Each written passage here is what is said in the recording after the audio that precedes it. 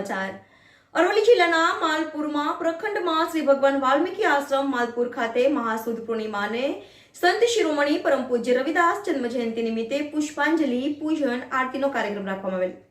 કાર્યક્રમમાં સામાજિક સમરસતા વિશ્વ હિન્દુ પરિષદ અરવલ્લી જિલ્લા પ્રમુખ રજનીભાઈ પટેલ, કનુભાઈ સોલંકી વડાગામ તથા માલપુર નગરના અમરીશભાઈ પંડ્યા, મનીષભાઈ કોઠારી, પ્રકાશભાઈ રોહિત, માલપુર પંચાયતના સદસ્ય શરદભાઈ અને ગુજરાત વાલ્મીકી સંગઠનની ટીમ અને મહિલાઓ તથા ભાઈઓ કુલ મળીને 31 કાર્યકર્તાઓ હાજર રહેલ અને આ કાર્યક્રમનું સમગ્ર સંચાલનની જવાબદારી આદરણીય સંત શ્રી લાલજી ભગતે નિભાવેલ। બ્યુરો રિપોર્ટ અલ્પેશ ભાટિયા અને ન્યૂઝ અરવલ્લી।